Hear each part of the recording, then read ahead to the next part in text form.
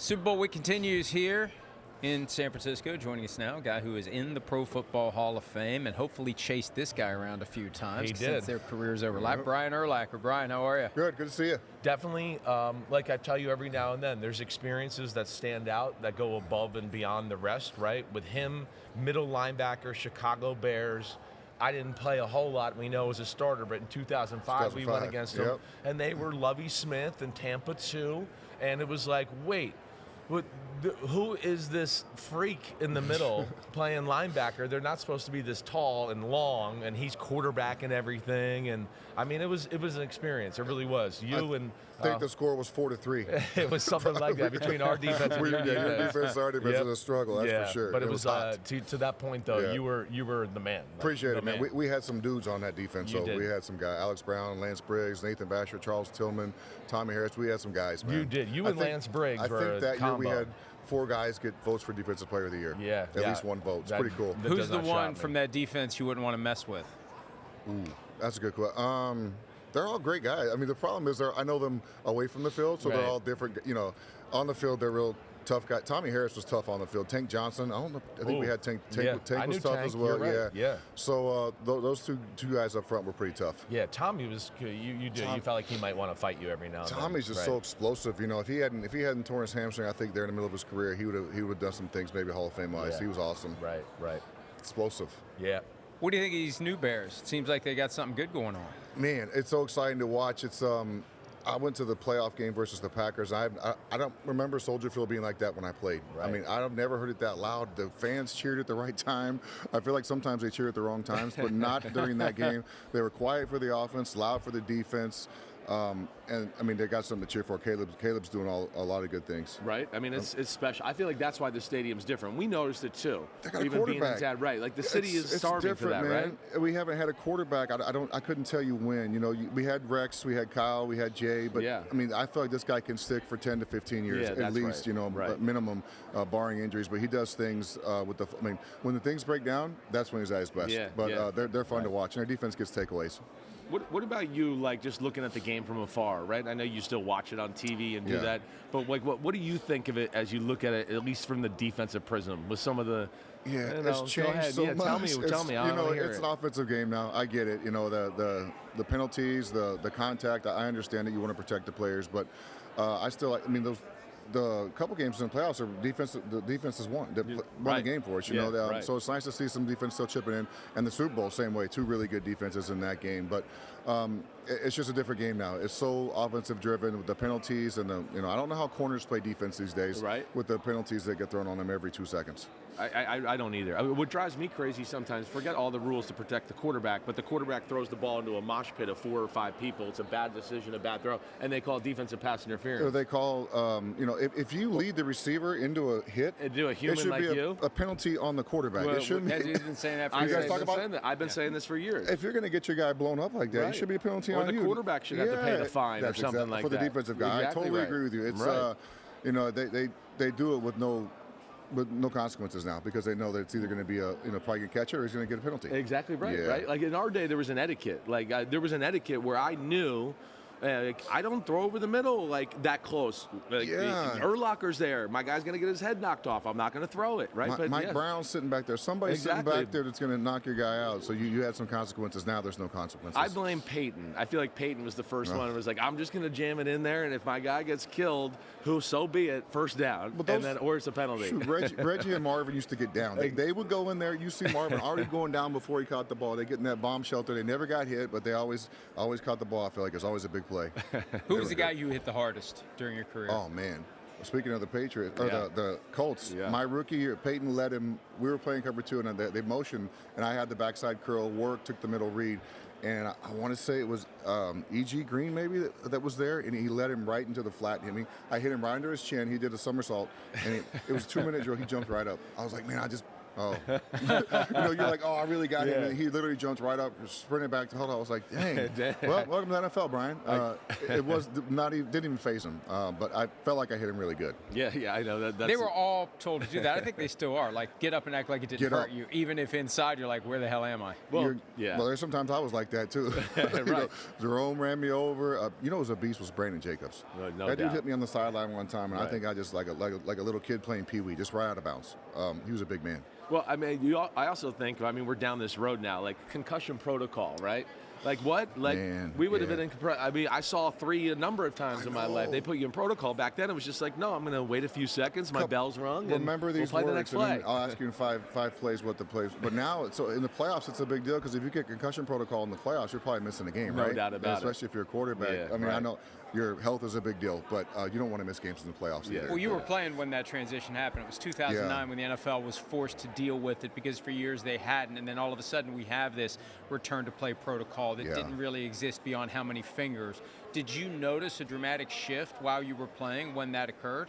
So what I noticed was when guys would supposedly get dinged up, they'd be like, hey, my shoulder, it's my shoulder. Right. So I'm like, so they would come on the field and Lance would be like, hey, tell him it's my shoulder, or tell him I got hit in the back. So then you got guys saying other things are wrong with them as opposed to a concussion because they know the consequences of what's going to happen if they go on the sideline. They're not going to be able to play the rest of the game. Yeah, right. And the guys love the game. They want to play. They want to be out there with their teammates. So it's tough. It is tough. Yeah. It definitely is. Linebacker right now that you look at that maybe reminds you of yourself, or you just go, oh wow, like. No, I mean it's hard.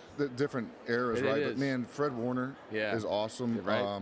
Bobby Wagner's still getting it done with the Redskins, man. He's still playing great. 15 years in now, 14 years in. It's insane, actually. Incredible. Jack Campbell up in Detroit. He's got Jack a little Campbell's bit of football player he's got like your length, and he's a different breed there. So Micah Parsons, defensive player wise, I mean, I was a Cowboys fan growing up, so I still kind of root for them, and they traded him, but I still like him. Yeah. Well, he's still arguably the best in the sport. Yes. We talked earlier about the environment at Soldier Field during the playoffs. What do you think about this obsession with building a dome? So the one advantage we have is the weather in Chicago, right? Late in the season, nobody wants to come up there and play. I know the Rams came in there and won that game, but it was not easy. I don't like it. I know they want to get Final Fours, they want to get Super Bowls, but I just cannot see the Bears playing in a dome. I don't like it. I'm never going to agree with it. I understand you want to get a dome, you get more opportunities to get bigger games, and it's more money. The Bears do not own the rights to the stadium. I think the city owns it.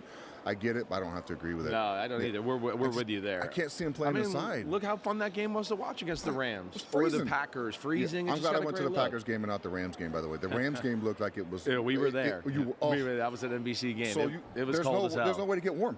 There's no way to go inside and get warm. You stay cold the whole time, but I just don't see him playing inside. I don't like it. No, I don't. Although they had some heaters on the Bears sideline that were like amazing. Engines. Oh, the heaters are phenomenal. Yeah. We went down for the Packers game, and my wife was like, "This is what you guys. No wonder you don't get cold. Yeah, right. Sit down and your feet are warm." You thought you thought he was tough because he wore no sleeves, right? He's like, you're not that tough. People don't see me. That between the plays, I'm on the bench sitting on that heater.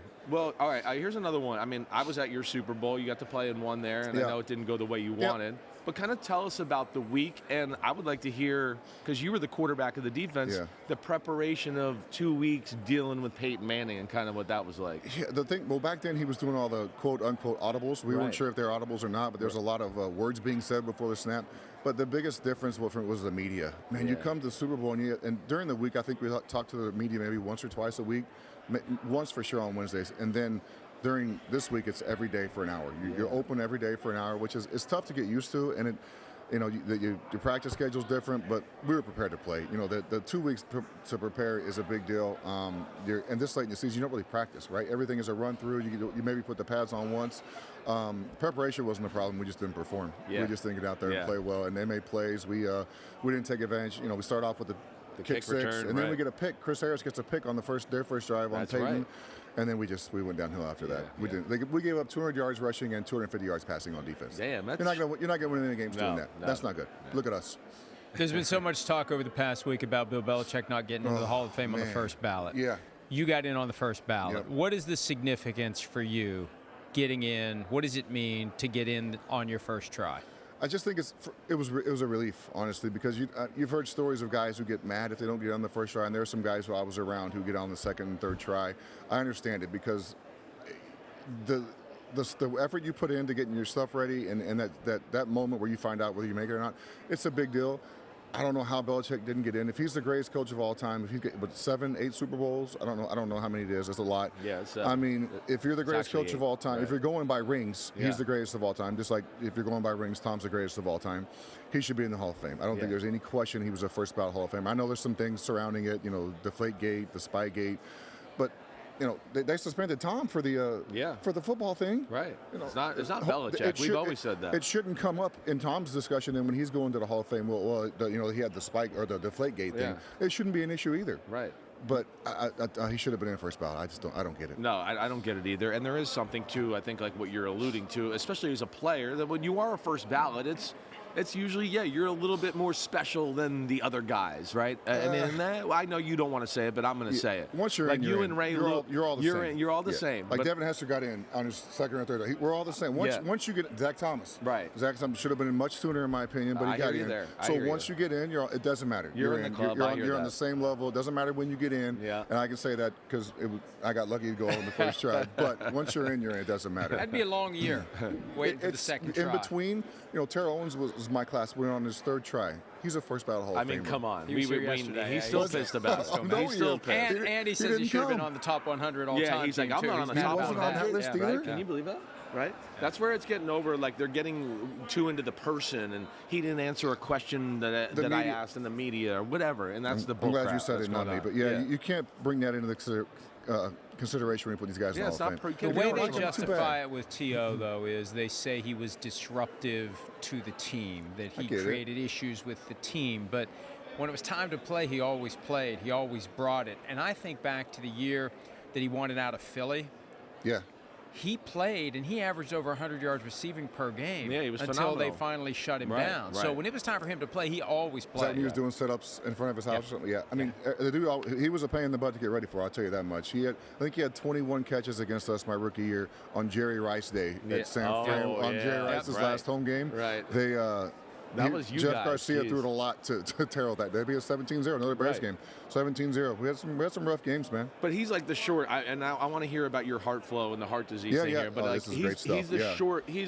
He'd be a short list guy even for you, right? Where you'd go, being on the field with him is like, right? That's what I was trying to say the other day. So we had Calvin Johnson in our division. Right. We had Randy Moss for a little while. Right. And then Terrell was, when he was with Dallas and Philly, we played him a little bit. But he was a pain, man. Those three guys right there were all very similar to prepare for. You had to do special things for them every single play. You had a guy until we got Charles Tillman. Then it was different. Then we could put Charles out there by himself. But it was they're hard to get ready for. Yeah. All right, tell us about heart flow. Heart flow is an amazing thing, it's that 1 in 3 ex-NFL players die from heart disease. I'm not sure if you knew that as a former player. Yeah, me neither. And they informed me of that. It's a very big deal, But heart flow has a way. They do a CT scan of your heart, and the CT scan, I had one done. Purest heart ever, by the way. No issues. Good. Per the CT, but then the heart flow did the AI analysis of it. I have some plaque in my heart, so. Wow. But it's very. They go in there deep, but they do the deep dive on your heart in the arteries to find the stuff that the CT scan may not find. Amazing stuff they're doing, but if you don't know that's there, you have to go in and get the test done to see what's going on, because a lot of guys, I didn't know that it was that high of a rate. I'm shocked by that. I was shocked because I figured we're healthy. I would wonder. I wonder what the correlation is, honestly. Really. I don't know. Maybe we overworked our hearts. Yeah, right. I don't know. I tried to figure it out weights, too. The conditioning, all that was too much. I don't know. Yeah, it could have been. Right. Well, I'm going to have to check it out myself, because remember when I thought I was having a heart attack during the show, May of 24? What? I started sweating. It's like something's wrong with me. Like my heart rate sped up, but I got the same thing. And they said, hey, you're perfectly fine. Your arteries are clean. Well, I'm going to have to see what heart flow has to say about it now. Do the heart flow, because my CT came back perfect. Purest heart ever. Yeah. And then I had I was a little disappointed when I got the heart flow back and there was some plaque buildup. I think your heart's the purest heart ever. Him, on the other hand. We got to talk about him for sure. I don't know about it. Definitely talk about him. Hall of Famer Brian Urlacher. You guys can talk about me, not on the air. Say whatever you want once the camera's off. Thanks, Brian. Great seeing you. We'll be back with more from San Francisco. Hi, it's Mike Florio. Thanks for watching PFT on YouTube. Hit subscribe for the latest news and analysis from Pro Football Talk.